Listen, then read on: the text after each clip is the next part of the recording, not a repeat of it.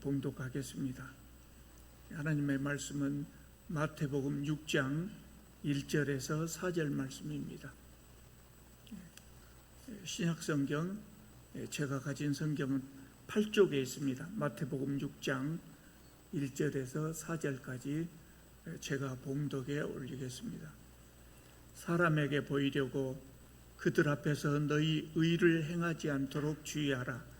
그리하지 아니하면 하늘에 계신 너희 아버지께 상을 받지 못하느니라. 그러므로 구제할 때 외식하는 자가 사람에게서 영광을 받으려고 회당과 거리에서 하는 것 같이 너희 앞에 나팔을 불지 마라. 진실로 너희에게 이르노니 그들은 자기 상을 이미 받았느니라. 너는 구제할 때 오른손이 하는 것을 왼손이 모르게 하여 내 구제함을 은밀하게 하라. 은밀한 중에 보시는 너희 아버지께서 갚으시리라. 아멘. 우리는 지금 마태복음의 산상설교를 함께 공부하고 있습니다. 지난 주일까지 세 주일 동안 5장 말씀을 살펴봤는데요.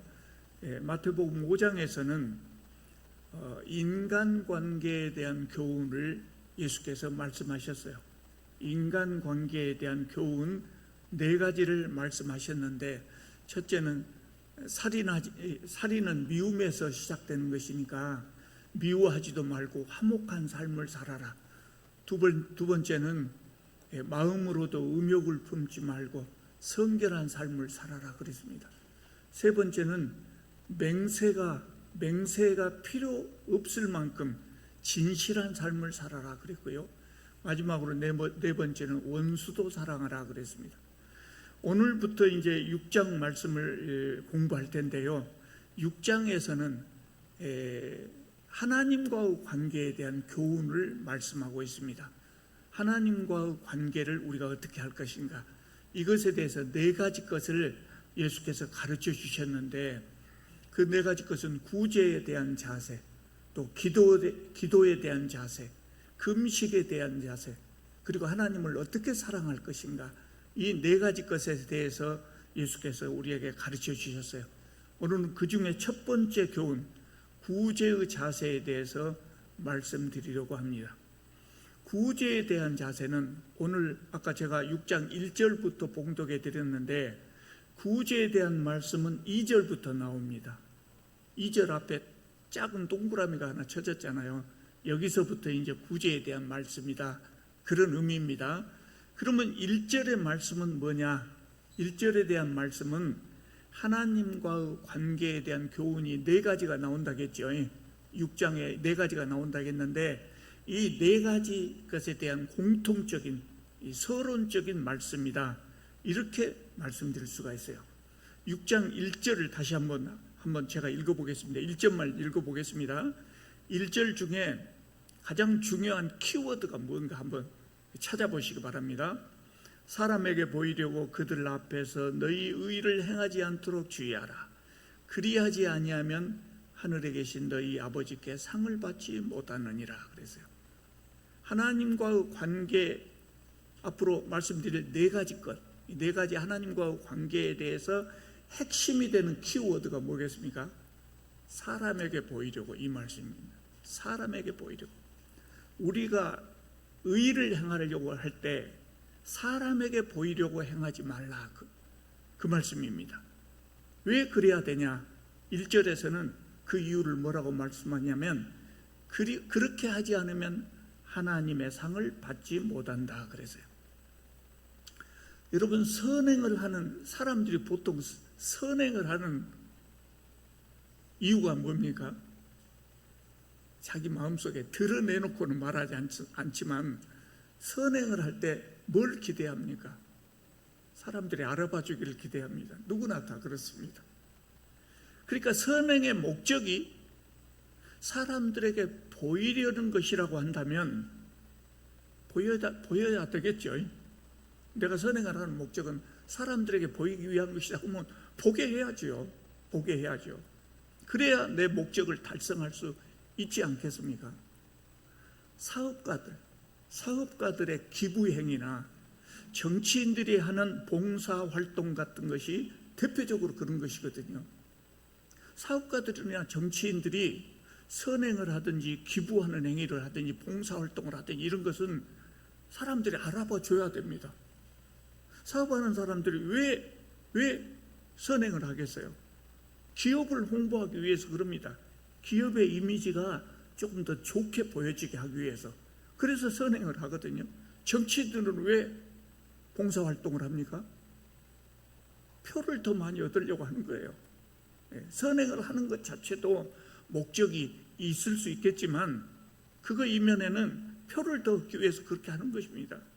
그래서 이들의 행위를 드러내놓고 가능한 한 사람들이 알아봐 주기를 기대하면서 이런 선행을 하는 것을 나쁘다고 우리는 말할 수는 없을 것 같아요.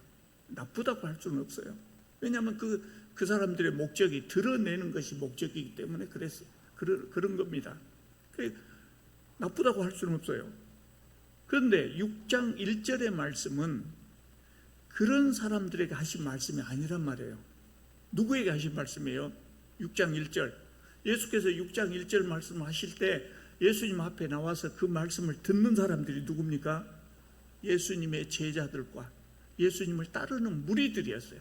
그렇게 지금으로 말하자면 기독교인들에게 하신 말씀이에요. 안 믿는 사람들에게 하신 말씀이 아니라 기독교인들에게 하신 말씀이에요. 그래서 제가 아까 뭐라고 말씀드렸냐면 1절 말씀은 하나님과의 관계에 대한 교훈이다, 그렇게 말씀드렸어요. 그러니까 6장 전체에서 말씀드리고자 하는 이 선행은 신앙의 행위로서의 선행이에요. 신앙의 행위, 안 믿는 사람들이 그야말로 선행을 하기 위해서 하는 것이 아니라 예수님을 믿는 사람들이 신앙의 행위로서 하는 선행이다, 그 말이에요. 그러니까 신앙의 행위로서 하는 선행은 어떻게 해야 되냐? 사람에게 보이려고 하지 말라, 그런 말씀이에요.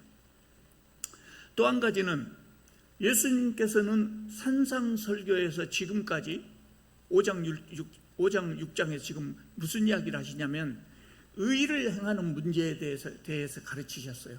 의를 행하는 문제. 그러면서 예수께서는 특히 기독교인들에게 뭐를 바라시냐면, 의를 행하면서도 어떤 의를 행하기를 바라시냐면 서기관과 바리새인들보다 더 나은 의를 행하기를 원하셨어요. 여러분, 서기관과 바리새인들이 예수님 시대의 종교 지도자들이에요.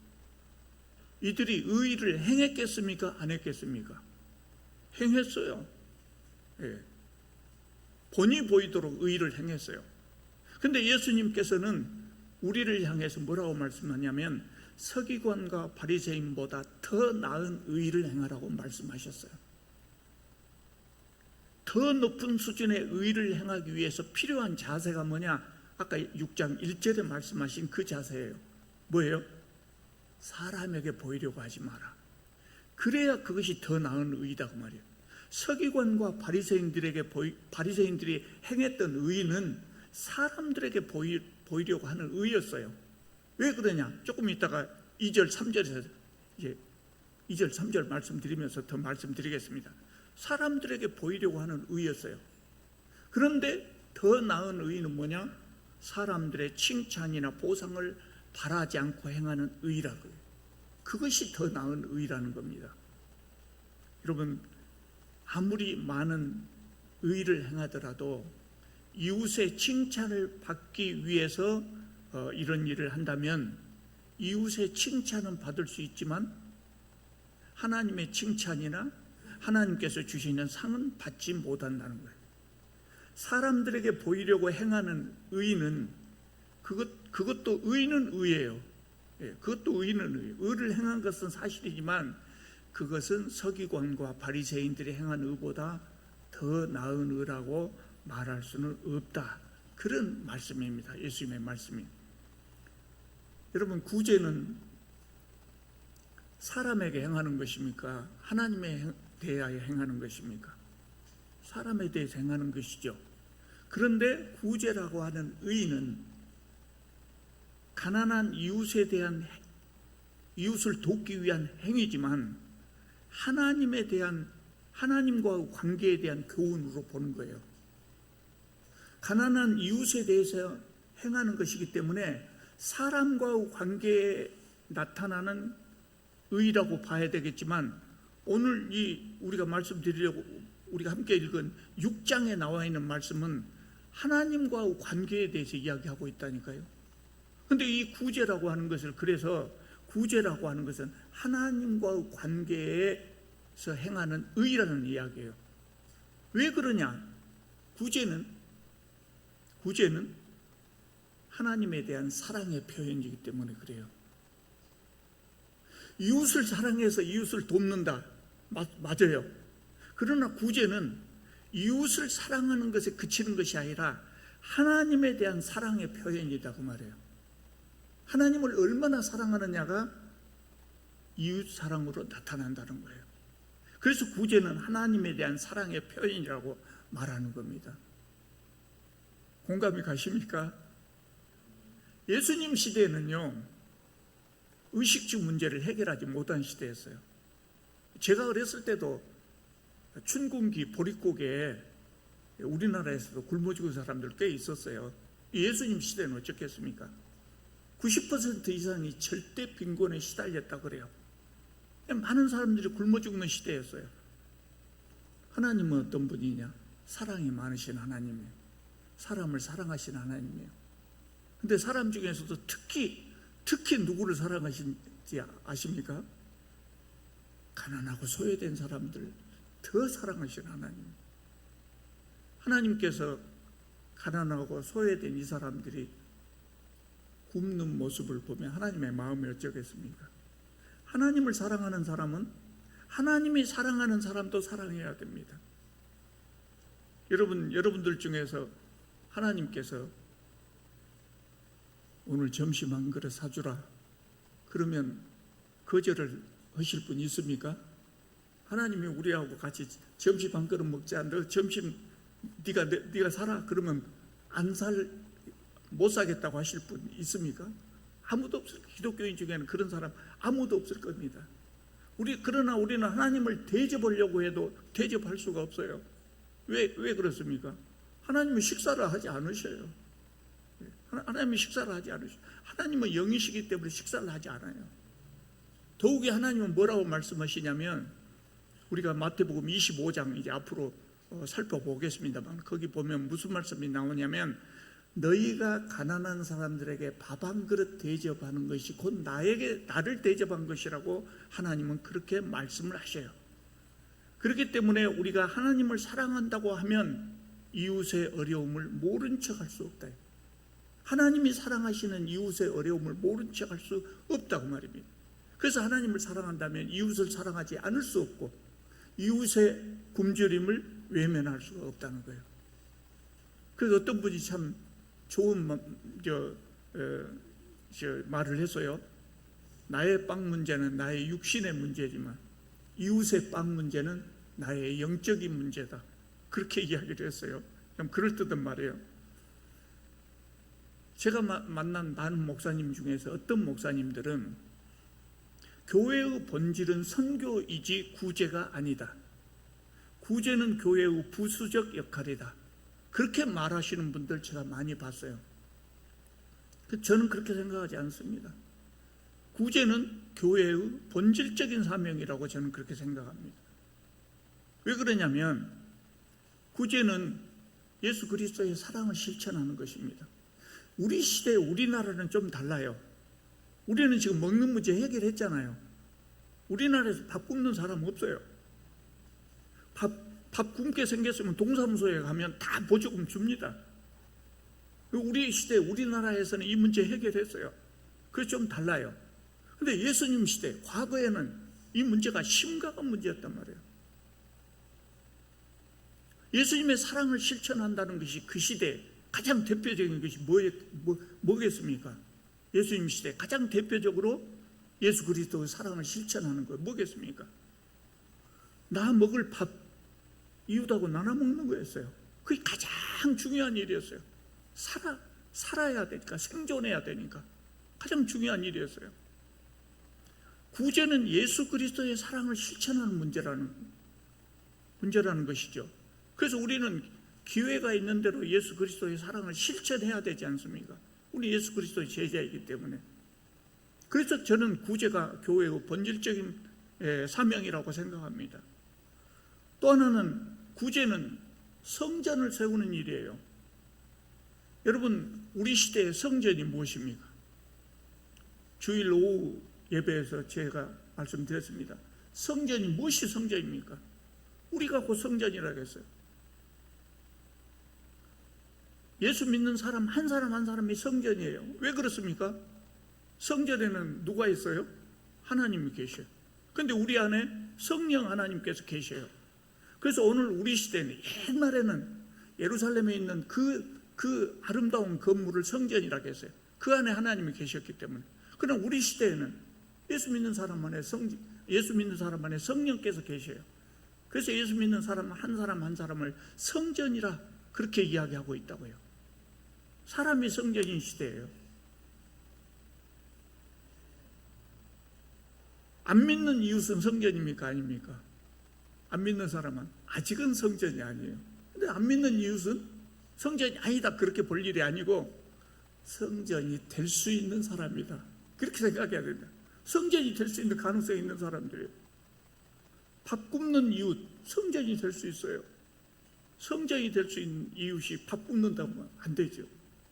여러분, 지구상 우리나라는 의식주 문제 해결했지만 지구상에는 아직도 3분의 1이 먹고 사는 문제 해결을 하지 못했어요. 하루에 $1 미만으로 사는 사람이 수도 없이 많아요.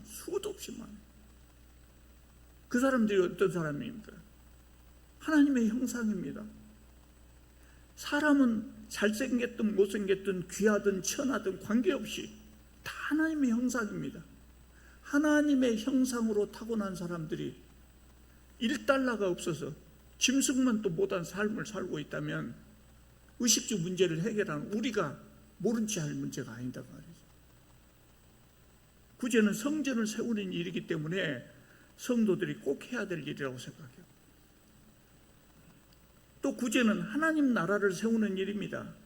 하나님 나라는 어떤 나라입니까? 굶주림이 없는 나라여야 합니다. 하나님 나라 안에서는 가난한 사람들도 밥을 굶어서는 안 됩니다. 그러면 하나님 나라라고 할 수가 없어요. 하나님 나라 안에 잘 먹는 사람도 있고 밥 굶는 사람도 있고 그러면 그거 어떻게 천국이라고 할 수 있겠어요? 천국이라고 할 수, 하나님 나라라고 할 수 없지요. 그런데 문제는 지금 우리가 사는 세상 속에 하나님 나라가 있거든요. 하나님 나라는 지금 이렇게 시작해가지고 우리들이 하나님 나라를 확장해 가다가 예수께서 재림하시는 날 하나님 나라가 완성이 되잖아요. 그러면 그 완전한 하나님 나라는 굶주림이 없는 나라, 더 말할 것 없이 굶주림도 없고 눈물도 없고 아픔도 없고 고통도 없고 그런 나라지만 지금 하나님 나라는 불완전한 하나님 나라예요. 세상 속에 있는 하나님 나라예요. 세상 속에 있는 나라이기 때문에 여러분, 지금 그래서 하나님 나라도 세상에 영향을 받을 수밖에 없어요. 지금 세상 속에는 잘 사는 사람과 못 사는 사람이 있습니다. 잘 사는 사람은 잘 먹고 살지만 못 사는 사람들은 굶주릴 수밖에 없어요. 잘 사는 사람과 못 사는 사람의 차이를 메워주는 것이 뭐냐면 구제다 그 말입니다. 그것이 구제예요. 그래서 구제는 하나님 나라를 세우는 일이라는 거예요. 그렇기 때문에 교회가 마땅히 해야 될 일이죠. 그러면 이제 오늘 본문 2절부터 4절에 나오는 구제의 자세에 대해서 한번 살펴보겠습니다. 예수님께서 우리가 구제할 때 어떻게 하라고 합니까? 전체를 요약해서 4절에 보면 내 구제함을 은밀하게 하라 그랬어요. 내 구제함을 은밀하게 하라. 하나님께서 보시는 것만으로 만족해라 그랬어요. 또 2절을 보시면요, 그러므로 구제할 때 외식하는 자가 사람에게 영광을 받으려고 회당과 거리에서 하는 것 같이 너희 앞에 나팔을 불지 말라. 그 사람들은 자기 상을 이미 받았느니라 그랬어요. 외식한다는 말이 뭡니까? 우리말로는 겉다르고 속다르고, 그러면 외식한다 그러죠. 근데 성경 말씀 외식한다고 번역한 헬라어의 원래의 의미는 뭐냐면 연기한다 그 말. 연기한다, 연기하지 마라 그 말이에요. 구제하는 척 연기하지 마라 그 말이에요. 왜 그래요? 왜 구제하는 그 행위를 연기한다고 예수께서 말씀하셨을까요? 구제하려고 하는 생각보다도 사람들에게 보이려고 하는 생각이 더 컸다 이 말이에요. 더 컸어요. 그게 마음에 없으면서 구제하는 척 하지 말라 그 말이에요. 그렇게 하지 않으려면 은밀하게 해야 된다는 거예요. 여러분, 사람에게 보이려고 하는 구제가 좋은 것입니까? 안 좋은 것입니까? 아니, 그렇게 말하기보다 사람에게 보이려 하는 구제도 필요할까요? 필요 없을까요? 필요합니다. 사람에게 보이려고 하는 구제도 필요합니다. 안 하는 것보다 훨씬 낫습니다. 왜 그렇습니까? 그것으로 인해서 혜택 보는 사람이 있잖아요. 밥 굶는 사람이 있잖아요.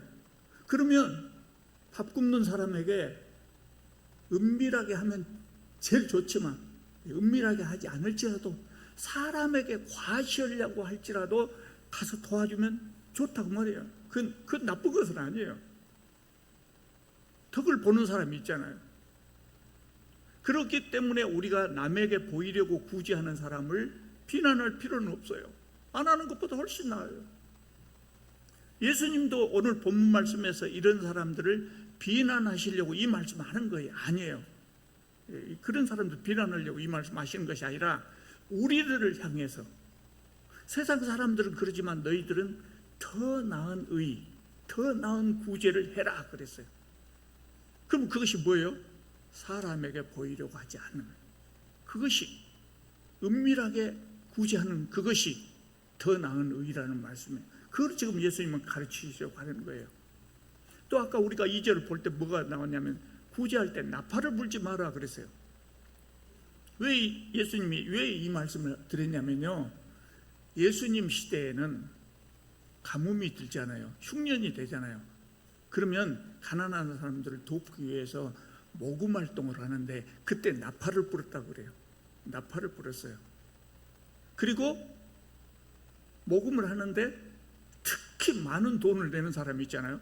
많은 재물을 기부를 하는 사람이 있으면 그때 나팔을 또 다 불어줬다고 그래요. 그래서 그것에 빗대어서 하시는 말씀이에요. 이렇게 나팔을 부는 행위는 바리새인들의 의에 불과하다는 거예요. 그것도 의는 의지만 하나님의 칭찬을 받을 만한 의는 아니잖아요. 그래서 더 나은 의를 행하려면 나팔을 불지 말고 은밀하게 행하라, 이렇게 말씀하시는 거예요. 요새 기독교에 대한 반감이 크잖아요. 점점 더 커지고 있어요. 여러분, 우리나라 선교 초기에 기독교인들의 인상이 엄청나게 좋았다는 거 혹시 알고 계세요? 그때는 기독교인들을, 세상 사람들이 기독교인 하면 선각자처럼 우러러봤어요. 기독교 우리 교회 역사에 나와요. 굉장히 좋은 일들을 많이 했기 때문에 그래요. 그 시대 우리 신앙의 선배들은. 그런데 요새 그러지 못하니까 기독교에 대한 반감이 커요. 제가 학교 근무할 때 동료 선생님에게 들은 이야기가 그거예요. 교회가 헌금을 걷어서 헌금값도 못 온다고 그 이야기를 하더라고요. 그래서 제가 불쑥 화가 난 것이 아니라 부끄러웠어요. 사실 부끄러웠어요. 근데 이게 정확한 말은 아닙니다. 잘 몰라서 그런 말이에요. 우리나라의 구제기관 중에 기독교 관련 단체가 압도적으로 많습니다. 다른 종교나 기업이나 이런 데 세운 것보다 기독교 관련 단체에서 세운 이 구제기관이 압도적으로 많습니다. 선교 초기 때부터 해왔던 그것이 지금까지 남아있는 것이죠. 많은 교회들이 이웃을 돕는 것, 구제하는 것에 대해서 관심이 없는 것이 사실이지만 그래도 구제를 열심히 하는 교회도 있어요. 또 기독교인들이 세운 구제기관도 많이 있어요. 그런데 워낙 이제 성경 말씀에 은밀하게 하라 그래서 적극적으로 홍보를 안 했기 때문에 사람들이 잘 몰라요. 그래서 요새는 기독교가 남 돕는 일을 많이 하고 있다고 하는 것은 좀 홍보도 좀 해야 되지 않나 그런 생각도 들어요. 그러나 더 나은 의의는 오른손이 한 일을 왼손이 모르게 하는 구제다, 그 말씀이죠. 3절에 나와 있죠. 오른손이 하는 것을 왼손이 모르게 하라. 여기에는 이런 의미가 있어요. 말 그대로 남 몰래 하라 그 말, 심지어 자기 자신도 모를 정도로 하라 그 말 아니에요. 그러니까 자기 구제 행위를 그냥 잊어버려라. 네가 구제해놓고 기어이 생각하고 있지 말고 잊어버리라는 거예요. 또 특별한 선행이라고 생각하지 말고 보상을 기대하지 말라는 말씀이에요.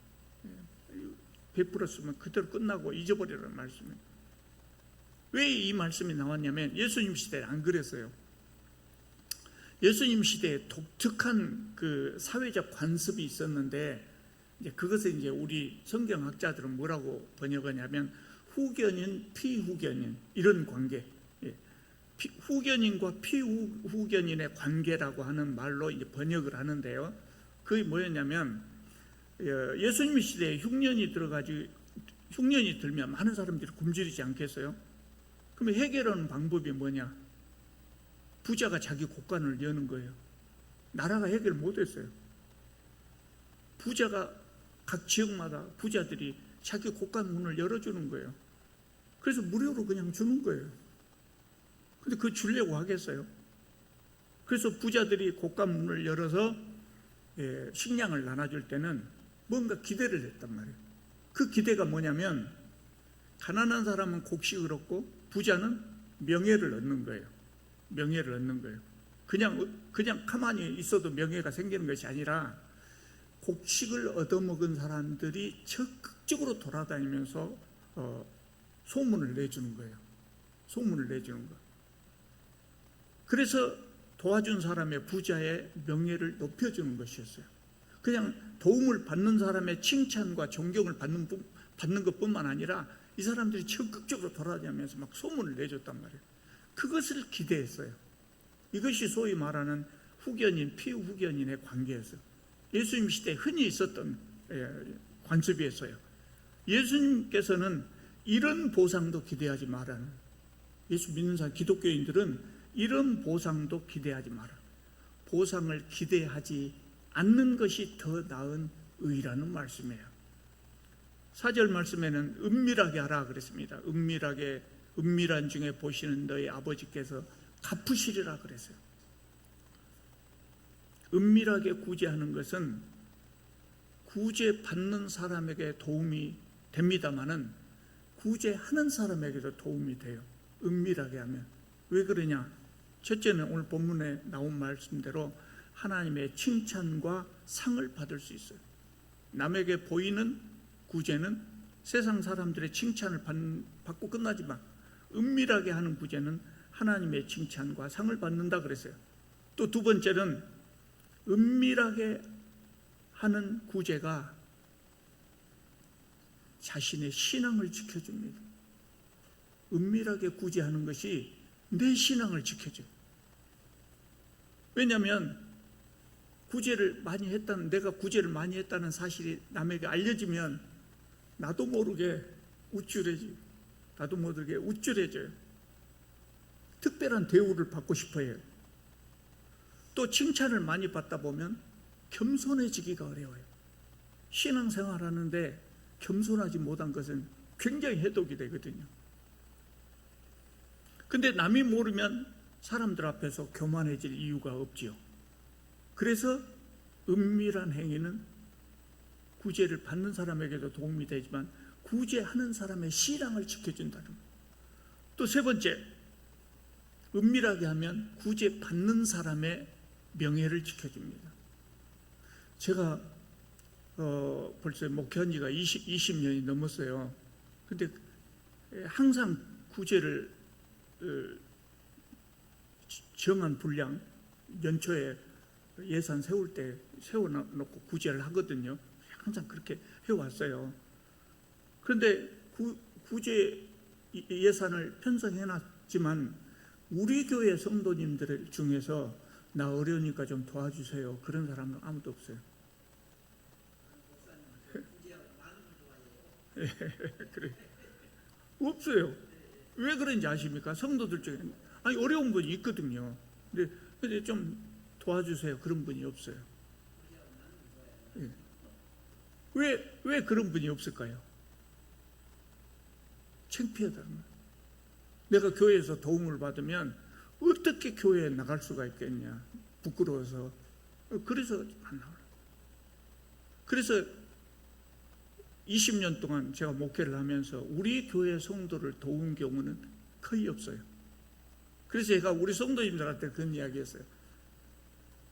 구제금입니다 하고 주지 말고 어려운 분들이 애경사가 있을 때 그냥 많이 퍼줘버리라고 했어요. 많이 갖다 줘버려. 내가 생각했던 것보다 훨씬, 다른 사람들을 애경사비 드리는 것보다 이분들은 그냥 몽땅 한꺼번에 퍼줘버려. 그러면 문제가 없죠. 병원에 입원해 계실 때도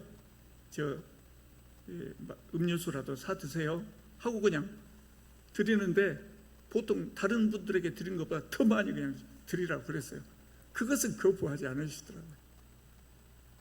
그래서 구제를 받는 사람의 명예도 지켜줘야 된다. 그래서 은밀하게 구제하는 것이 좋다는 이야기예요. 여러분, 경주 최부자 이야기 아십니까? 경주에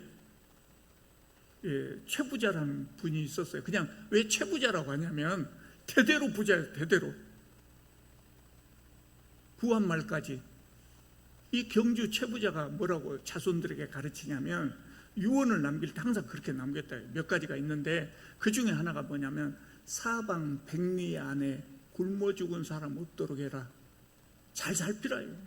너희들만 잘 먹고 살지 말고 우리 집으로부터 사방백리 안에 굶어 죽는 사람 없도록 해라. 그렇게 가르쳤다고 해요. 세상에 뜻있는 부자도 그러는데 교회는 어쩌겠습니까? 더 잘해야 될 것 아닙니까? 교회가 여기 세워져 있는데 우리 교회 옆에 어떤 분이 굶어 죽었다고 하면 그 사람 문제가 아니라 우리 교회 문제예요. 교회가 창피할 일. 우리 교회는 작아갖고 화순신의 심리를 책임 못 지겠죠. 심리는 책임 못 지더라도 교회 옆집 사람이 굶어 죽었다고 하면 그것은 곤란하지요. 기독교인에게 구제는 단순한 이웃사랑의 표현이 아니고 하나님에 대한 사랑을 표현하는 거예요. 하나님 점심 한 끼 대접할 것을 어려운 이웃 대접한다, 이런 마음이에요. 이웃에게 행한 행위는 하나님이 직접 그렇게 말씀하셨다니까요. 마태복음에만 나온 것이 아니라 구약 성경에도, 특히 잠언 같은 거 보면 가난한 이웃을 돕는 것은 나에게 꿔주는 것이다. 하나님 그렇게 말씀하셨어요. 나에게 꿔주는 것이다. 내가 갚아주겠다. 그렇게 말씀하셨어요. 우리나라는 의식주 문제 해결했으니까 구제할 필요 없을까요? 아니요. 여러분, 젊은 분들은 실감 못 하시겠지만 제가 어렸을 때 교회 가면, 성당에 가면 밀가루, 우유가루 나눠줬어요. 주로 미국에서 온 보급품들 많이 받아 먹었어요. 이제 우리나라가 남을 도울 수 있는 나라가 됐어요. 그래서 우리 옆에 구제 받을 사람이 없다, 구제할 만한 사람이 없다면 외국에도라도 해야죠. 아까 제가 말씀드렸잖아요. 전 세계 3분의 1은 엄청 부자예요. 잘 먹고 잘 살아요. 우리나라도 거기 들어갔어요. 근데 또 다른 3분의 1은 먹을 것이 없어서 굶고 자야 돼요. 우리는 살이 쪄갖고 이 살이 원수예요. 그러잖아요. 살이 원수예요. 다이어트를 해야 돼요. 근데 먹을 것이 없는 사람들이 많이 있어요, 세상에. 그런 사람들을 우리가 외면하면 하나님께서 슬퍼하신다. 오늘 본문에 나와 있는 대로 우리는 은밀한 구제를 많이 하시기 바랍니다. 하나님의 상을 많이 받을 수 있기를 바랍니다. 기도드리겠습니다. 거룩하신 하나님, 저희들에게 재물을 주셔서 감사합니다. 저희들에게 재물을 얻을 수 있는 능력도 주셔서 감사합니다. 주님께서 주신 재물을 가난한 이웃과 나눌 수 있는 믿음도 허락하여 주시옵소서. 우리 이웃들을 하나님의 거룩한 성전으로 세워가게 하여 주시옵소서. 우리가 사는 세상에 굶주림이 사라지게 하여 주시옵소서. 예수님의 이름으로 기도드립니다. 아멘.